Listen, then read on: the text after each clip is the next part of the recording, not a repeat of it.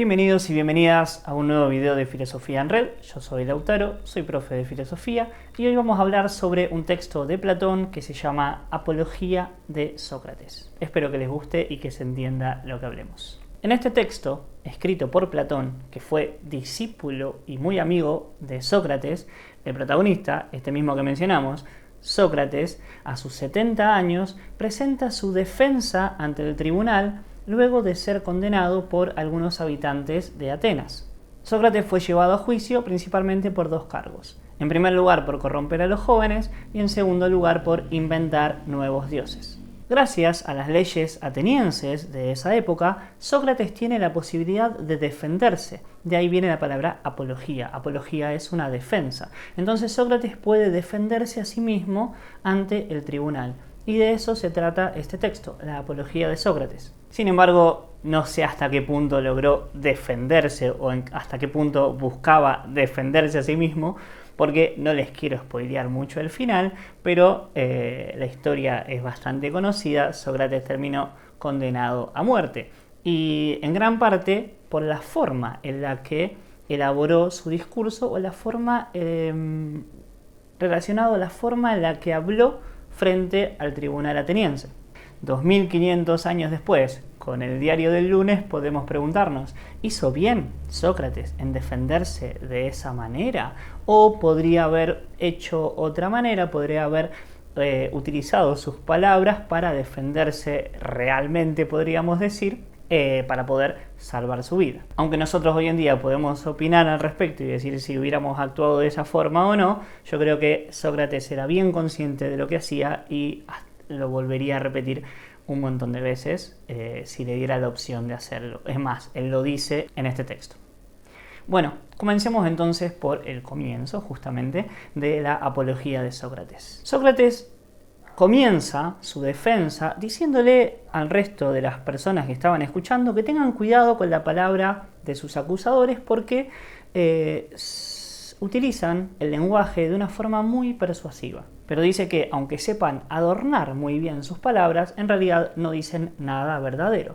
Y Sócrates se jacta de decir siempre la verdad, y eso es lo que él dice que va a hacer ante el tribunal, a decir solamente la verdad con las palabras que le salgan de la boca sin pensarlas previamente. Y también le pide a los atenienses que presten mucha atención si lo que Sócrates dice son cosas justas o no son justas, y si dice la verdad o no, porque él, al menos de acuerdo a este texto, que no olvidemos es la interpretación platónica, él tiene verdadero interés en decir las cosas tal como son y no persuadir y no tratar de convencer a los demás, sino simplemente decir la verdad. Sócrates distingue dos tipos de acusadores. En primer lugar, los que lo acusaron primeramente y luego los que los acusaron después. La diferencia entre estos dos tipos de acusadores es que los primeros acusadores eran más que nada gente que hablaba mal sobre él y que iba extendiendo la mala fama que Sócrates tenía. En cambio, los segundos acusadores armaron una acusación formal y la llevaron a la justicia, y por ese motivo Sócrates tiene que comparecer ante un tribunal con peligro de perder la vida, con peligro de ser condenado a muerte por estos segundos acusadores. Estos segundos acusadores son Meleto, Licón y Ánito. Ojo donde ponemos el acento. Los primeros acusadores decían más o menos lo siguiente: Sócrates comete delito y se mete en lo que no debe al investigar las cosas subterráneas y celestes, al hacer más fuerte el argumento más débil y al enseñar estas mismas cosas a otros. Luego invita a los presentes a testificar si lo oyeron dialogar sobre estos temas, pero el muy vivo les dice: ojo que muchos de ustedes están en la misma situación que yo. Por otro lado, Sócrates también dice: si han oído a alguien decir que yo intento educar a los hombres y que cobro dinero, eso tampoco es verdad. Y esto pasaba un montón. La gente confundía a Sócrates con un sofista. Recordemos que los sofistas, palabra que deviene de la palabra sabio, o significa sabio, sofos en griego significa sabio, eran maestros ambulantes que enseñaban el arte de la retórica, es decir, el arte de la persuasión, de convencer a otro a través del discurso, y cobraban mucho dinero por ello. Por eso mucha gente creía que Sócrates, como se la pasaba hablando con la gente en la plaza pública, en el ágora, creía que Sócrates era un sofista. Por eso lo acusaban de que él cobraba dinero por enseñar algunas cosas a las demás personas. Pero como Sócrates dice más adelante en la Apología, él dice: yo no soy maestro de nadie. ¿Por qué? Porque es bien conocida su frase y su idea de que él siempre decía: yo lo único que sé es que no sé, que lo vamos a ver dicho de otra manera acá en el texto. Sócrates, si él decía yo no sé que no sé nada, ¿cómo va a poder enseñarle algo a otra persona si él decía no saber? Luego Sócrates dice que tal vez alguien pueda preguntarle: che, Sócrates, ¿de dónde surgen estas tergiversaciones sobre tu persona? Y entonces él dice: estas tergiversaciones pueden venir de que yo poseo cierta sabiduría. Pero ¿qué sabiduría es esta de la cual Sócrates decía tener o poseer o ser amigo de esta sabiduría? Y aquí comienza el famoso relato de la visita de Querefonte, un amigo de Sócrates, al oráculo de Delfos, dedicado al dios Apolo. Dice Sócrates: de mi sabiduría, si hay alguna y cuál es, les voy a presentar como testigo al dios que está en Delfos. En efecto, conocían sin duda a Querefonte.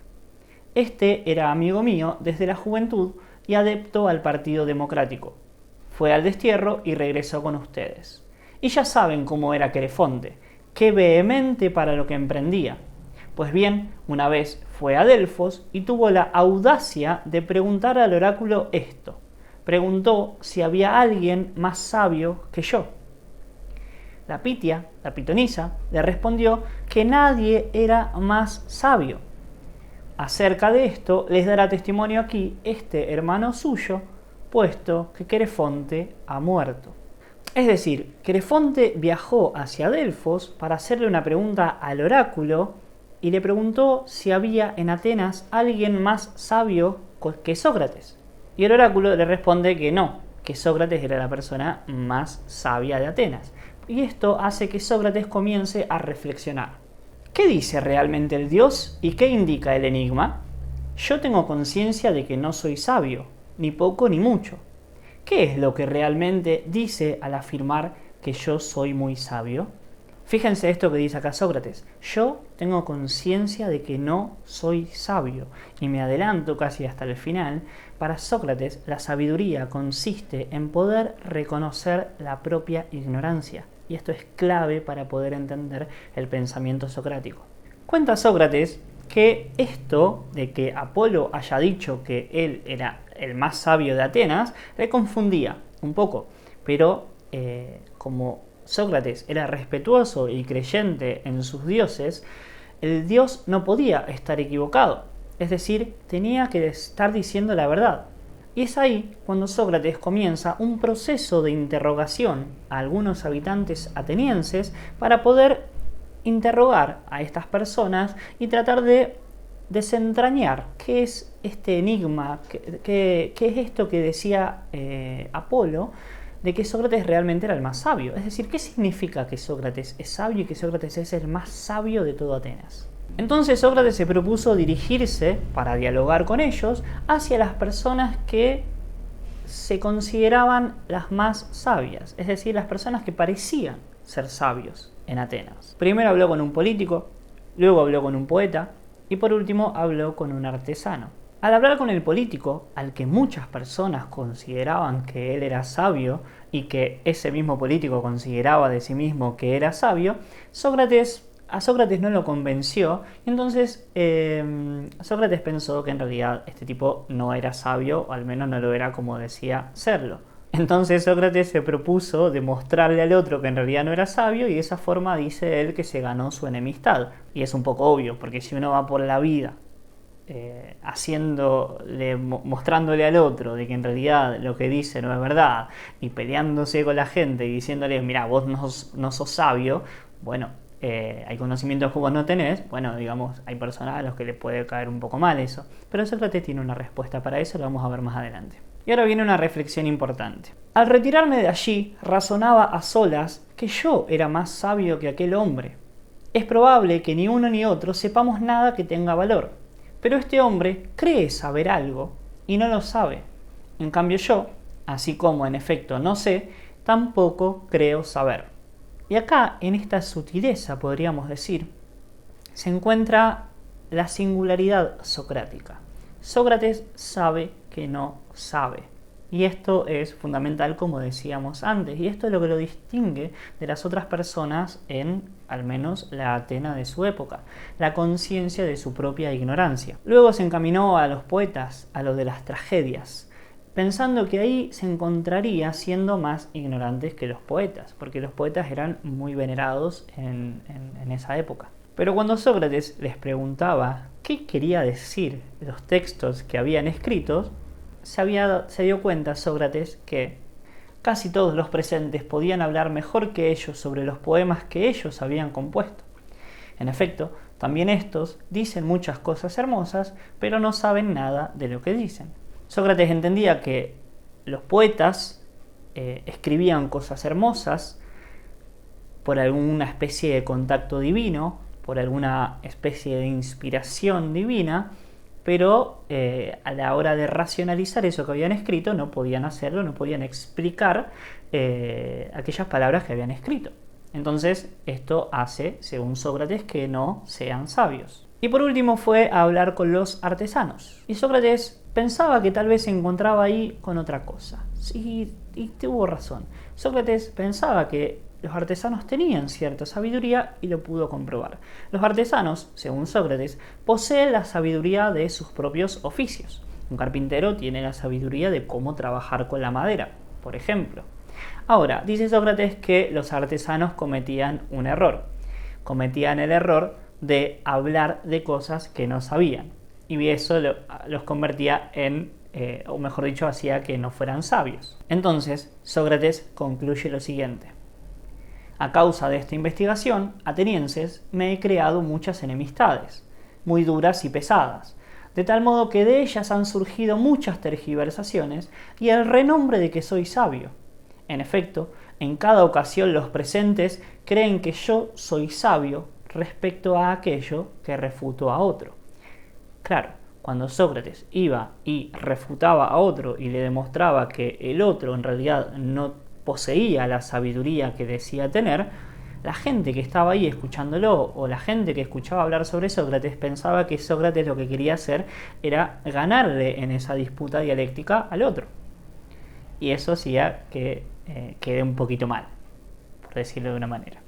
Luego de esto, Sócrates empieza a defenderse de las segundas o de las nuevas o de las últimas acusaciones. Las acusaciones que lo llevaron al juicio presente, al juicio en el que se encuentra diciendo estas palabras. Esta nueva acusación jurada dice lo siguiente. Sócrates delinque, corrompiendo a los jóvenes y no creyendo en los dioses en los que la ciudad cree, sino en otras divinidades nuevas. Sócrates dice, bueno, vamos a analizar esta acusación punto por punto. Comienza llamando a Meleto, uno de sus acusadores, para hacerle algunas inocentes preguntas. Sin entrar en muchos detalles, Sócrates ridiculiza completamente a Meleto, concluyendo que nunca le importaron ni los jóvenes ni los dioses, sino que lo único que quería hacer era sacarse a Sócrates de encima. Por otro lado, dice que Meleto se contradice en su acusación, porque es como si dijera que Sócrates delinque no creyendo en los dioses, pero creyendo en los dioses. Es decir, Sócrates, a través del diálogo, concluye esa paradoja, haciendo quedar mal a Meleto y quedando Sócrates como el más racional entre los dos. Y Sócrates resume diciendo, pues bien, atenienses, me parece que no requiere mucha defensa demostrar que yo no soy culpable respecto a la acusación de Meleto y que ya es suficiente lo que he dicho. Punto. Para cerrar su primera defensa, después va a haber otra, vamos a ver ahora que sigue en unos minutos, Sócrates va a dedicar unas palabras a justificar las elecciones que tomó en su vida. Dice que si termina siendo condenado, no lo van a condenar ni Meleto, ni Anito, ni el licón, sino la calumnia y la envidia de muchas personas. Sócrates dice que tal vez alguna persona pueda llegar a preguntarle: Sócrates, ¿no te da miedo o no te pone mal, no te da miedo, mejor dicho, haberte dedicado a una ocupación, a un oficio o a la filosofía, al punto de que eso ahora te esté por llevar a la muerte? Y Sócrates responde de una manera excepcional. Sócrates dice: no tienes razón, amigo, si crees que un hombre que sea de algún provecho ha de tener en cuenta el riesgo de vivir o morir, sino el examinar solamente, al obrar, si hace cosas justas o injustas, y actos propios de un hombre bueno o de un hombre malo. Es decir, cuando vamos a hacer algo, no hay que tener miedo de morir o de lo que digan los demás, sino de actuar justamente y nunca actuar de una mala manera, sino siempre buscar la justicia en nuestras acciones. Y me parece una gran enseñanza, o al menos una gran reflexión para estimular el pensamiento. Luego Sócrates sigue diciendo lo siguiente: en el puesto en el que uno se coloca porque considera que es el mejor, o en el que es colocado por un superior, allí debe permanecer y arriesgarse sin tener en cuenta ni la muerte ni ninguna cosa más que la deshonra. En efecto, atenienses, obraría yo indignamente si al ordenarme el Dios que debo vivir filosofando y examinándome a mí mismo y a los demás, frase importante, abandonara mi puesto por temor a la muerte o cualquier otra cosa. Para Sócrates, la filosofía no era una disciplina o una ocupación como cualquier otra, sino un estilo de vida. Un estilo necesario si uno quiere vivir actuando con bondad y con justicia. Y hay que continuar con ese camino de examen continuo y constante a pesar de los riesgos, ya que, en efecto, atenienses, temer la muerte no es otra cosa que creer ser sabio sin serlo, pues es creer que uno sabe lo que no sabe. ¡Wow! Tremendo. Esto es interesante, y cuando hablo con mis alumnos de este texto y cuando ellos lo leen, a muchos les llama la atención esta frase, ¿no? Tenerle miedo a la muerte implica creer ser sabio sin serlo. ¿Por qué? Porque en vida no sabemos lo que hay en la muerte, no sabemos lo que significa la muerte. Entonces le tenemos miedo a algo que no sabemos lo que es. Paréntesis, también está el miedo a lo desconocido, que casi siempre concluimos eso, pero bueno, es un buen argumento el de Sócrates. Y si hubiera alguna posibilidad de que Sócrates hubiera decidido otra cosa o se hubiera dejado de filosofar para poder salvarse la vida, para que lo dejen en libertad, Sócrates dice lo siguiente: atenienses, los quiero y los aprecio, pero voy a obedecer al Dios más que a ustedes, y mientras tenga aliento y sea capaz, es seguro que no dejaré de filosofar, de exhortarlos y de hacer manifestaciones al que de ustedes vaya encontrando. Haré esto con el que me encuentre, joven o viejo, forastero o ciudadano, pues esto lo manda el Dios, sépanlo bien, y yo creo que todavía no ha surgido un mayor bien en la ciudad que mi servicio al Dios. Esto último lo dice porque Sócrates consideraba que preguntar a las personas de esa manera y tratar de purificarlos a través de su método dialógico, método dialéctico o su método socrático, con el que así se lo conoce, era hacerle un bien a esa persona, porque era limpiarlo de pensamientos que no le correspondían para poder encontrar una verdad más sincera, más real, más propia, etc. Por esto, habiendo sido enviado por el dios Apolo, recordemos la anécdota de Querefonte viajando al oráculo, Sócrates no dejaría nunca de hacer lo que hacía, porque él decía que era enviado por ese dios, enviado por Apolo para examinar a las personas de su sociedad, y no dejaría de hacerlo aunque hubiera de morir muchas veces. Palabras de Sócrates. Un poquito más adelante introduce una figura muy importante para entender el pensamiento y la vida y la figura, justamente, valga la redundancia, de Sócrates. Me refiero al daimon. Esto podría entenderse como la voz de la conciencia, que Sócrates lo presenta como algo divino o demoníaco, y es algo que lo detiene cuando está por tomar una mala decisión. En palabras de Sócrates, ustedes me han oído decir muchas veces, en muchos lugares, que hay junto a mí algo divino y demónico. Está conmigo desde niño, toma forma de voz y, cuando se manifiesta, siempre me disuade de lo que voy a hacer y jamás me incita. Esto es importante porque en algún momento más adelante a Sócrates le preguntan, no le preguntan, sino Sócrates dice, yo estoy conforme con el resultado de este juicio porque tal vez sea un bien.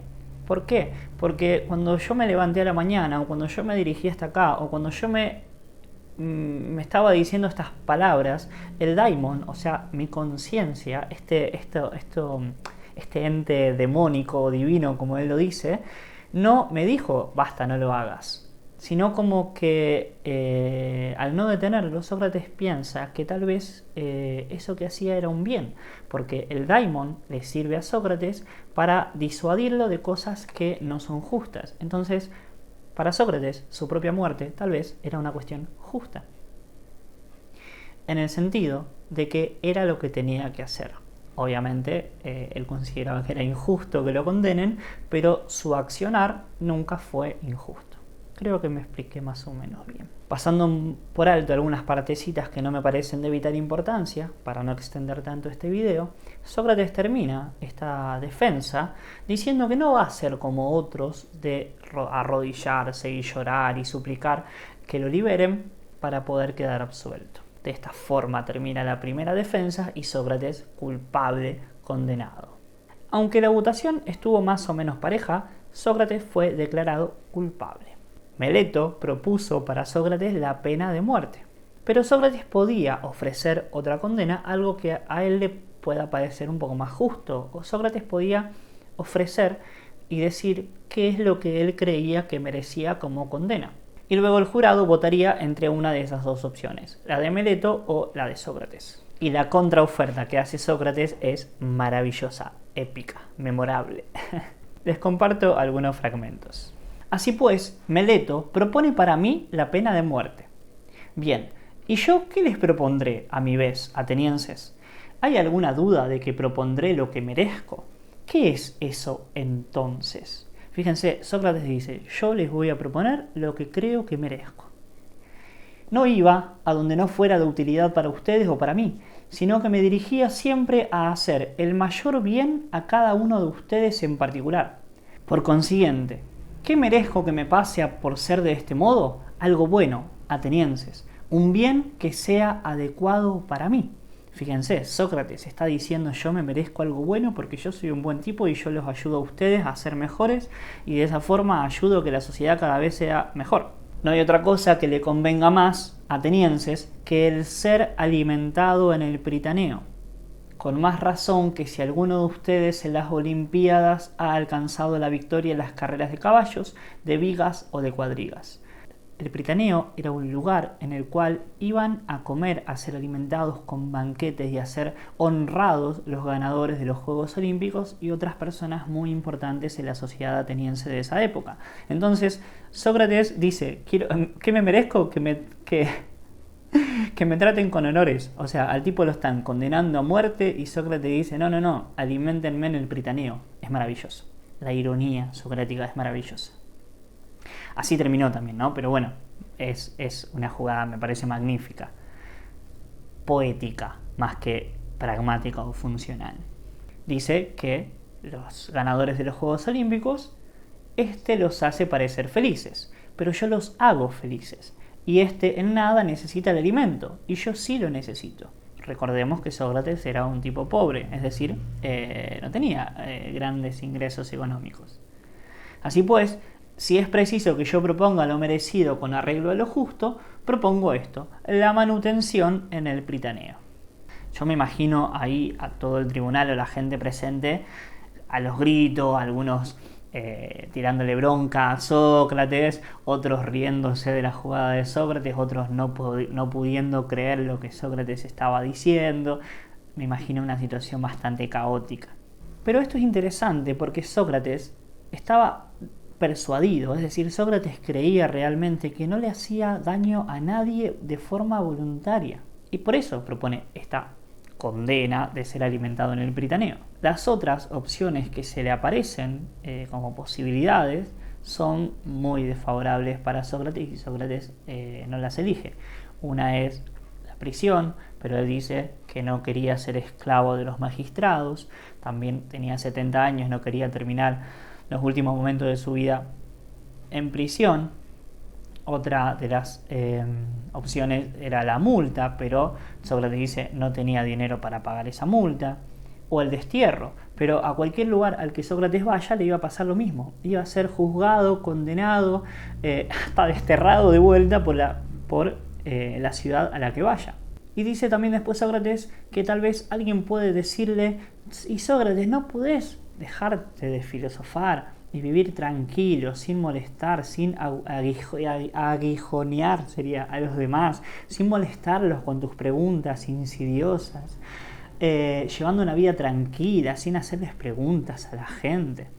Y a esto Sócrates respondería que el mayor bien para una persona es precisamente el de mantener conversaciones todos los días acerca de la virtud y de otros temas relacionados a los que él dialogaba continuamente con sus amigos, con la gente con la que se cruzaba en Atenas. Y examinarse a sí mismo y a los demás, ya que él consideraba que una vida sin examen no merece ser vivida. Y esta es una de las frases más importantes en relación a la figura de Sócrates, que una vida sin examen no merece ser vivida, porque él consideraba que debemos examinarnos a nosotros mismos y a los demás constante y permanentemente. Luego de esto se produce una nueva votación, a ver qué va a elegir el jurado. Alimentarlo en el Pritaneo y ofrecerle los honores que Sócrates dice merecer, o condenar a la muerte después de este cinismo, podríamos decir, o esta ironía o este sarcasmo que presenta como contraoferta. Obviamente Sócrates es condenado a muerte, la cantidad de votos se amplió muchísimo más, obviamente en su contra, y cuando Sócrates se entera de que va a ser ejecutado, de que fue condenado a muerte, les dice a los atenienses: ustedes serán recordados por haber matado a Sócrates, un sabio. También les dice que prefiere en gran medida morir habiéndose defendido de este modo, y acá respondemos a la pregunta del principio, que vivir sabiendo que hizo algo que a él no le parecía justo o noble. Inmediatamente posterior a esto viene una frase que cuando trabajo este texto con mis alumnos siempre me la remarcan como que les parece interesante. La frase es la siguiente: no es difícil, atenienses, evitar la muerte, es mucho más difícil evitar la maldad. En efecto, la maldad corre más deprisa que la muerte. Y a los que lo condenaron, Sócrates les dice lo siguiente: yo les aseguro, hombres que me condenaron, que inmediatamente después de mi muerte les vendrá un castigo mucho más duro que el de mi condena a muerte. Si piensan que matando a la gente van a impedir que se les reproche que no viven rectamente, no están pensando bien. Este medio de evitarlo no es muy eficaz, ni es honrado. El más honrado y el más sencillo no es reprimir a los demás, sino prepararse para hacer lo mejor posible. Maravilloso. Hechas estas predicciones, a quienes me han condenado, les digo adiós. Era todo un showman Sócrates, es genial. Por otro lado, a sus amigos, antes de ir a la prisión para luego ser ejecutado, eso está en el Fedón, Sócrates les dice lo siguiente: quédense conmigo este tiempo, pues nada nos impide conversar entre nosotros mientras sea posible, amigos. Ahora me ha sucedido lo que ustedes ven, lo que se podría creer que es el mayor de los males, es decir, la muerte. Y es probable que esto que me ha sucedido sea un bien. Y fíjense la genialidad o la locura de Sócrates, que lejos de enojarse o de entristecerse, Sócrates encuentra que este momento, a punto de ser condenado a muerte, es una buena oportunidad para reflexionar justamente sobre la muerte. Y Sócrates dice lo siguiente: la muerte es una de estas dos cosas. O bien, el que está muerto no es nada ni tiene sensación de nada, O bien, según se dice, la muerte es precisamente una transformación, un cambio de morada para el alma de este lugar, de aquí a otro lugar. Y esto es muy interesante. Sócrates propone una dualidad o varias posibilidades sobre qué es la muerte, qué hay después de la muerte. En primer lugar dice la privación de sensaciones, es decir, dejar de sentir, dejar de tener sentidos y por lo tanto sería como una especie de sueño eterno, ahora lo vamos a ver. Y por otro lado sería la transformación del alma o la transmigración, es decir, cambiar, irnos de este lugar en el que estamos ahora a pasar a otro, una transformación. Es muy interesante, me parece a mí. Dice Sócrates, si es una ausencia de sensación y un sueño, como cuando se duerme sin soñar, la muerte sería una ganancia maravillosa. Si la muerte es algo así, digo que es una ganancia, pues la totalidad del tiempo no resulta ser más que una sola noche.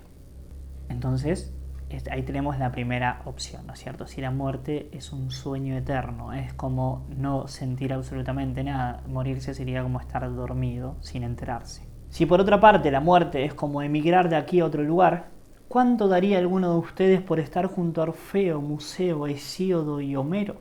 Si la muerte es emigrar hacia otro lugar y si todos vamos hacia ese lugar, Sócrates se encontraría con las mentes más maravillosas de toda la historia. Y entonces dice, yo estoy dispuesto a morir muchas veces si esto es verdad y sería un entretenimiento maravilloso. Pasar el tiempo examinando e investigando los de allí, como ahora los de aquí, para ver quién de ellos es sabio y quién cree serlo y no lo es. Dialogar allí con ellos, estar en su compañía y examinarlos sería el colmo de la felicidad. Fíjense cómo a través del discurso, cómo a través de las ideas, Sócrates presenta que la muerte tal vez sea el colmo de la felicidad. Tremendo discursiador.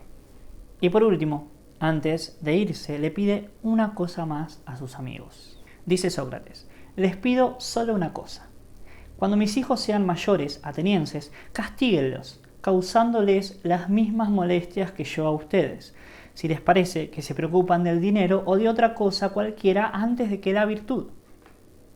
Y si creen que son algo sin serlo, repróchenle, como yo a ustedes, que no se preocupan de lo que es necesario y que creen ser algo sin ser dignos de nada. Si hacen esto, mis hijos y yo habremos recibido un justo pago de ustedes. Y el texto finaliza de una hermosa manera. Sócrates dice lo siguiente: pero ya es hora de marcharnos, yo a morir y ustedes a vivir. ¿Quién de nosotros se dirige a una situación mejor? Es algo oculto para todos, excepto para el Dios. Bueno, y así concluye uno de los textos más importantes de la historia de la filosofía, que es la Apología de Sócrates. No sabía si hacerlo muy detallado o si pasarlo un poco más por encima. Yo creo que lo hice lo más detallado que pude, ya que es muy denso, hay mucha información y muy interesante sobre Sócrates, y solamente dejé pasar algunas cositas que no me parecían tan relevantes. Espero que les guste. Pueden dejarme si quieren en los comentarios algunas otras cosas sobre las que quieren que hable, algunos otros textos o filósofos. Y bueno, cualquier otro comentario es bienvenido. Nos vemos en otra ocasión. Saludos.